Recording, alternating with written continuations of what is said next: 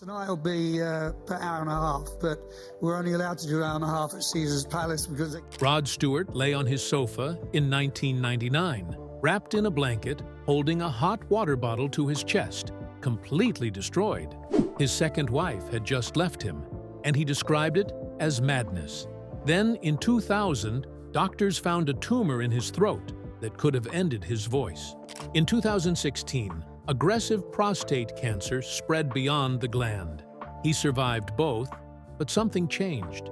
Now he's worth $300 million, yet he lives like a man who lost everything and learned what actually mattered. At 80, he kicks footballs with his sons and builds miniature cities for hours. This is the story of what fear does to a legend who thought he was untouchable. Rod Stewart entered the world on 10th of January 1945 in Highgate, North London, at a time when the city was still shaking off the weight of war.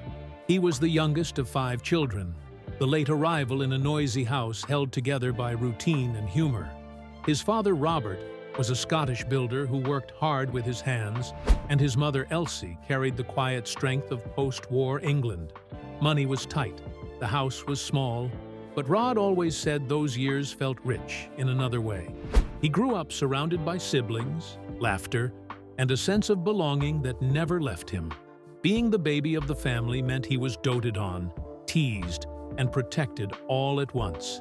He later called his childhood fantastically happy, and you can hear that warmth in the way he talks about Highgate, a working-class place where neighbors knew each other and life felt close and human.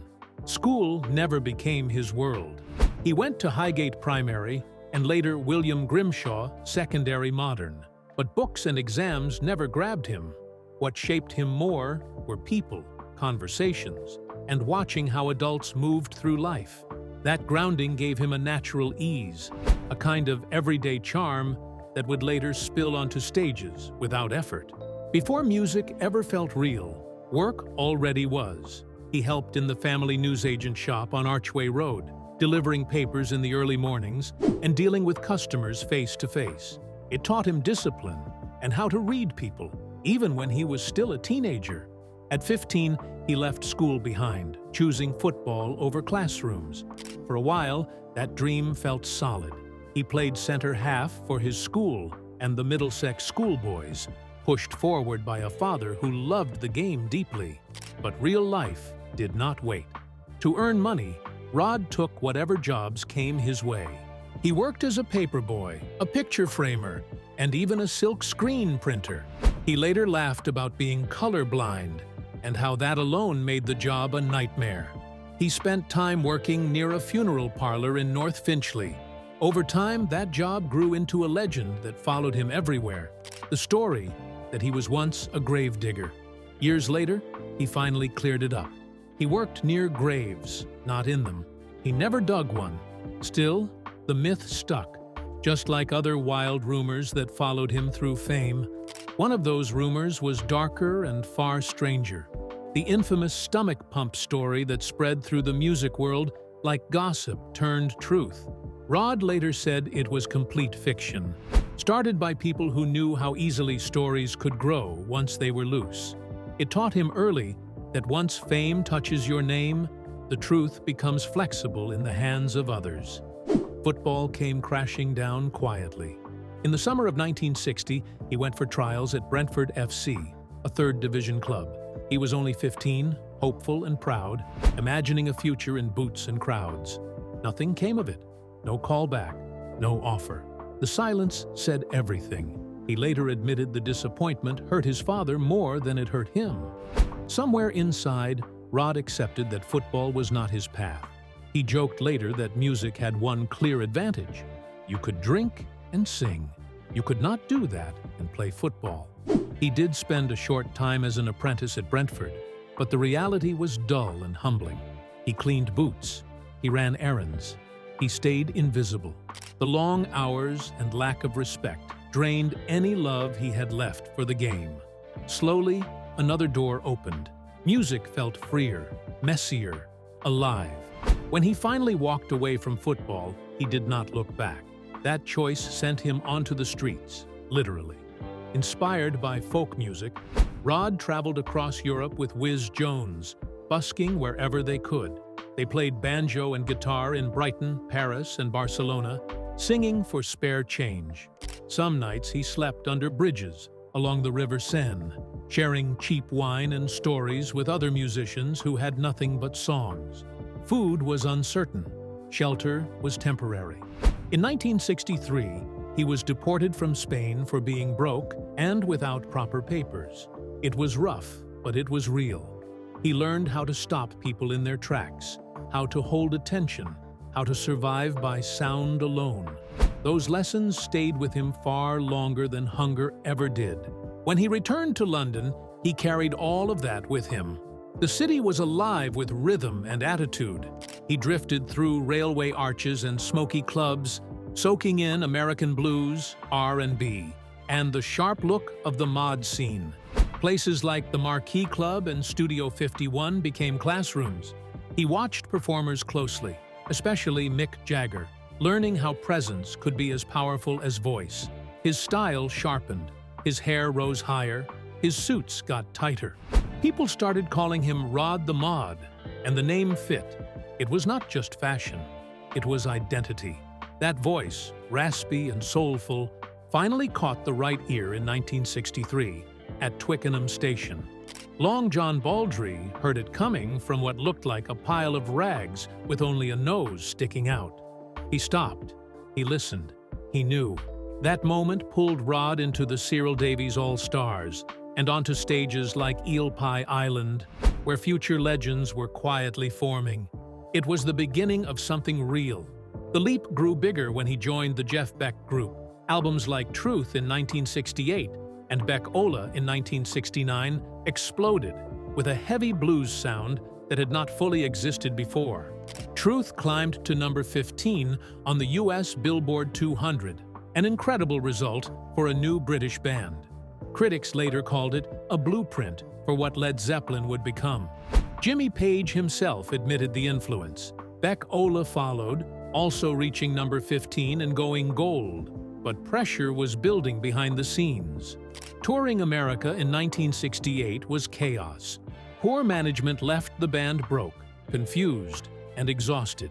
Some nights they did not know where they were sleeping. Rod faced crushing stage fright, even hiding behind amplifiers at the Fillmore East in New York. Tensions grew when Jeff Beck traveled in comfort, while others struggled to get to hotels. Just before Woodstock, the band fell apart. The experience burned itself into Rod. He learned the cost of having no control. In October 1968, another door opened. Mercury Records signed him to a solo deal through A&R man Lou Reisner. It should have been a celebration, but contracts tangled and releases stalled.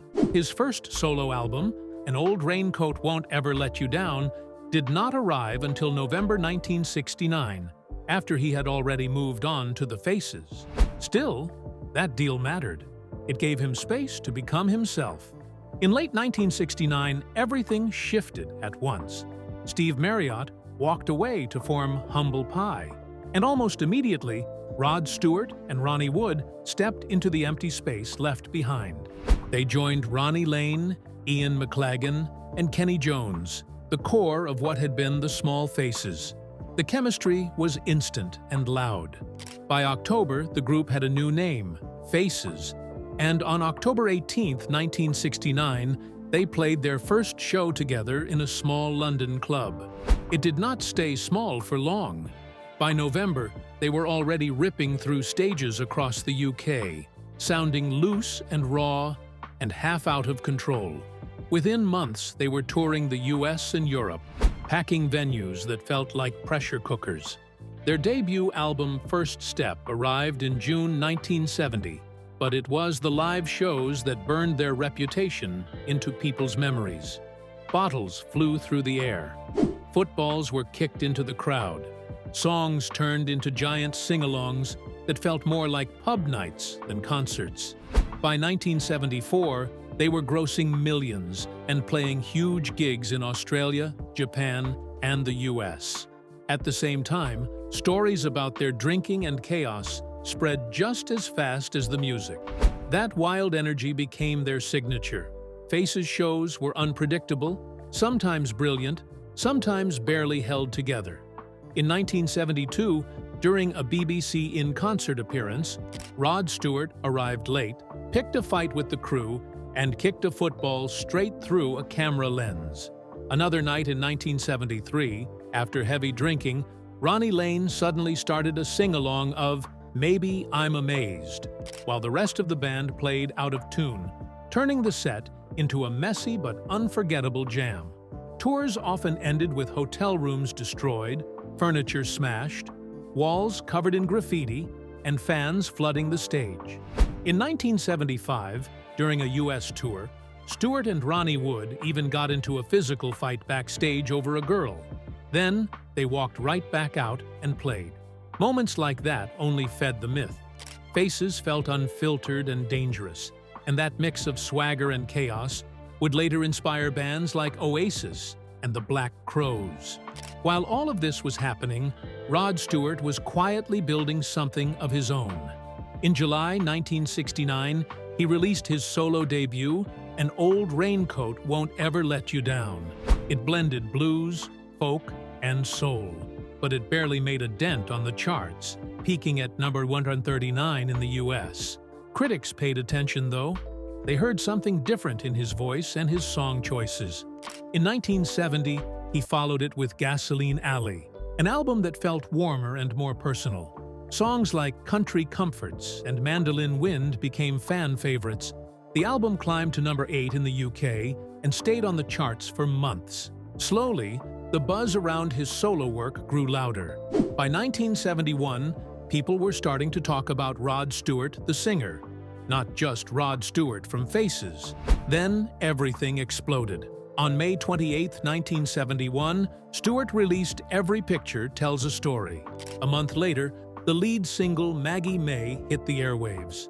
By October, it was number 1 in both the UK and the US, holding the top spot for 5 weeks in each. It ended 1971 as Billboard's number 2 song of the year, second only to Joy to the World by Three Dog Night. The album itself knocked Carole King's Tapestry off the top of the Billboard 200 and stayed there for 4 weeks. Overnight, Stewart became a household name. Faces were still touring, but now Stewart was skipping rehearsals and sessions to promote his solo success. The balance inside the band began to crack. Resentment built quietly and then spilled into public view. In 1973, Stewart openly criticized Faces' album Ooh La La, calling it disappointing. The comment infuriated Ronnie Lane, Ronnie Wood, Ian McLagan, and Kenny Jones. Stewart's missed sessions and last-minute cancellations made things worse. By 1975, Lane quit to focus on his own music. Soon after, Wood left to join the Rolling Stones. Stewart finished what the tension had already started by refusing to tour with Faces at all. On December 19, 1975, the band officially disbanded. Later, Stewart admitted the breakup felt inevitable. His solo fame had outgrown the band, and the chaos that once fueled them finally tore them apart. As Stewart moved fully into his solo life, controversy followed him closely. In 1976, he released Tonight's the Night. The lyrics were blunt and openly sexual, leaving little to the imagination. The BBC banned it at first, but public demand was so strong that the ban was reversed, and the song went to number 1 in both the UK and the US. Radio stations in America often played edited versions, cutting out a French-spoken segment recorded by Stewart's girlfriend at the time, Britt Eklund. Stewart later admitted he had gotten her drunk to convince her to record it. Groups like Reverend Jesse Jackson's Operation Push criticized the song as a sign of moral decline. The backlash only made it bigger and pushed Stewart's image further into bold and provocative territory. In 1975, he also made a physical move that symbolized his new direction. He relocated to Los Angeles and released Atlantic Crossing under a new record company. Produced by Tom Dowd and backed by the Muscle Shoals rhythm section, the album returned him to the top 10 in the US and went to number 1 in the UK. Around the same time, his look changed. tight leopard print, spandex, the spiked rooster hairstyle. Critics mocked him for chasing LA trends, but fans loved it. Stewart leaned fully into American glamour, even as some rock purists complained he was drifting away from his British roots. Then came one of the ugliest chapters of his fame. In the late 1970s, a rumor spread claiming Stewart collapsed after ingesting large amounts of semen and needed his stomach pumped. Tabloids repeated it endlessly, adding wild details about sailors and a San Diego gay bar. None of it was true. Years later, Stewart revealed the story was invented by his former publicist, Tony Toon, as revenge for being fired after a hotel room incident involving Stewart's wife and a child. Even so, the rumor stuck and followed him for decades. Stewart spoke about it angrily in interviews and in his autobiography, explaining how deeply it damaged his dignity and reputation. It became a lesson in how easily celebrity gossip can erase the truth. By the end of the 1970s, none of that stopped his rise. Stewart was one of the biggest rock stars in the world. His raspy voice, football obsession, flamboyant style, and romantic ballads made him instantly recognizable. Critics accused him of selling out, but fans kept buying records and filling arenas. In 1978, he pushed even further with Daya Think I'm Sexy. The song went to #1 in the US, UK, and beyond, selling over 2 million copies in the US alone. It also sparked another backlash. Critics called it plastic disco. A plagiarism case revealed similarities to Jorge Ben's Taj Mahal, and Stewart settled by donating all royalties to UNICEF. He even performed the song at a Music for UNICEF concert in January 1979. The debate never really ended. To some, it was proof he had abandoned his roots. To others, it showed his ability to adapt. The 1980s only made that divide sharper. Stewart leaned into pop, new wave, and slick production on albums like Foolish Behavior. Songs like Passion climbed to #5 on the Billboard charts. MTV launched in 1981, and Stewart's videos played constantly. Synths replaced folk guitars. Stadium anthems replaced storytelling. Some fans were shocked, others stayed loyal. What mattered was that he stayed relevant, while many of his peers faded. His live power never disappeared. Stadium shows in the 1980s and 1990s drew massive crowds, none bigger than New Year's Eve 1994 at Copacabana Beach in Rio de Janeiro. An estimated 3.5 million people showed up, making it the largest free concert in history. Moments like that confirmed his global reach. By 2025, his net worth was estimated at $300 million. He had sold over 250 million records worldwide and signed a $100 million deal in 2024 to sell his song catalog. He even paid $300,000 out of pocket to play Glastonbury, despite the festival fee being far lower, simply because he wanted to do it. Rod Stewart's personal life never stayed in the background for long, because even when the music was loud, the headlines kept pulling people back to who he loved and how fast things changed. In 1979, at age 34, he married Alana Hamilton, and it happened only months after meeting her. Then life moved even quicker. Within the first year, they had 2 children, Kimberly and Sean, and suddenly Rod was not just a rock star, he was a husband and a father in the most public way possible. Alana had been married before to George Hamilton, and even Rod's own father felt Rod was rushing into it too young. That early warning did not slow anything down. The marriage lasted 5 years, and when it ended, it left behind a story that people still bring up because it set the pattern of big love, fast choices, and real consequences. At the same time, his family story was already bigger than most people realized. Rod Stewart has 8 children from 5 women, and that number alone explains why his life often felt like a moving puzzle. It starts in 1963, when he was only 17 and dating art student Susanna Ord. Their child, Sarah Streeter, was born, and the timing was brutal. Rod later admitted he was absolutely broke. so the decision became adoption. Sarah was placed in foster care and then formally adopted at age 5.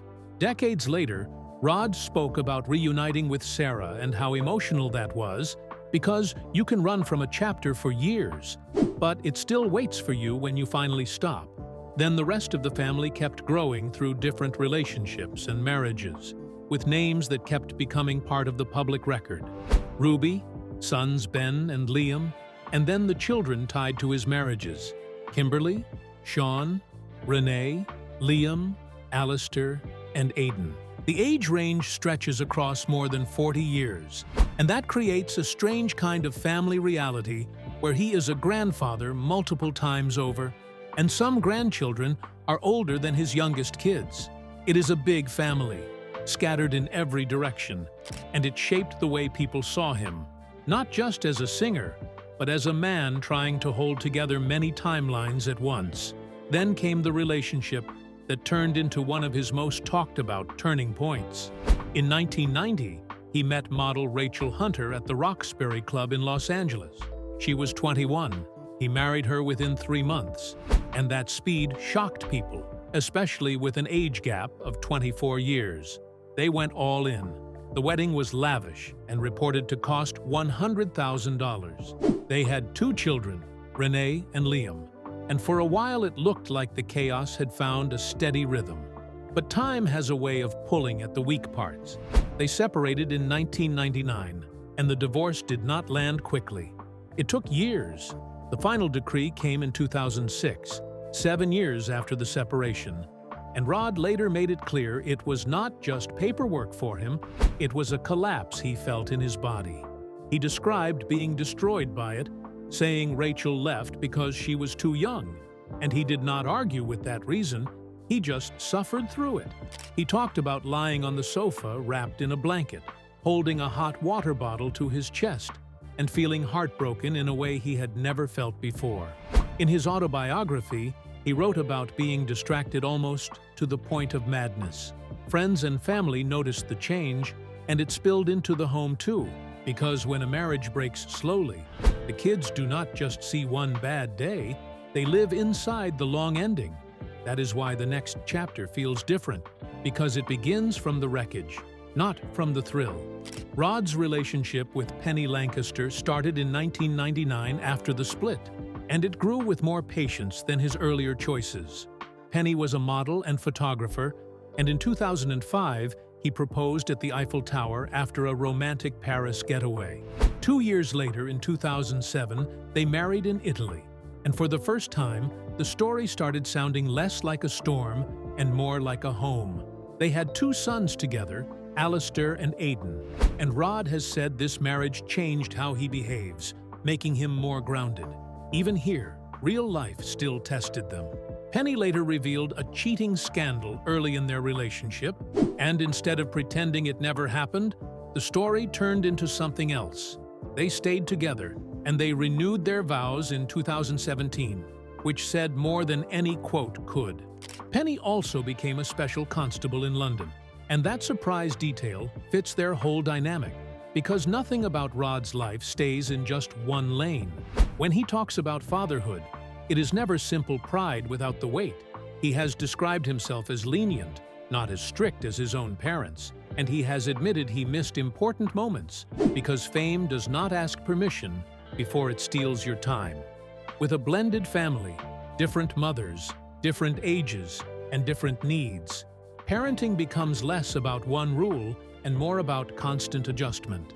He has spoken about older children going through rebellious phases, including experimenting with drugs, and he frames it as survival rather than a scandal, because the real point to him is that they came through it. His public reflections always carry both pride and regret, which is what happens when you love your kids, but you also know your career pulled you away more than you want to admit. And then health came in, not as a rumor, but as a threat that could take the one thing people thought he could never lose. In May 2000, a tumor was found in his thyroid gland, and it meant surgery at Cedars-Sinai Medical Center in Los Angeles. The tumor was described as slow-growing papillary thyroid carcinoma, and the risk was terrifying because the operation could have damaged his voice permanently.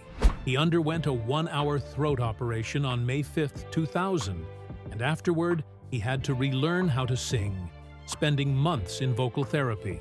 He later said he did not fully understand the voice loss risk until after the surgery. And that detail makes it even colder, because it turns the whole moment into a kind of blind walk into a nightmare. Still, he fought his way back with rehab and stubbornness, refusing to let illness write the ending for him. Years later, another scare hit even deeper. In February 2016, during a routine checkup, he was diagnosed with aggressive prostate cancer. He kept it private for almost 3 years and went through a 3-month intensive course of radiation therapy, with reports saying it had already spread beyond the prostate gland. Then, in July 2019, he revealed he had been given the all-clear, sharing it at a fundraising event tied to the Prostate Project and the European Tour Foundation charity. What stood out was not just survival, but how direct he became afterward. He urged men to get regular PSA tests because prostate cancer can show no symptoms until it is advanced, and he pushed the message with the kind of blunt humor only he could use, saying, "Guys, you've got to really go to the doctor. Finger up the bum, no harm done." It sounded like a joke, but it carried fear underneath it, because he knew what ignoring it could cost. Instead of slowing down, he started doubling down on staying strong.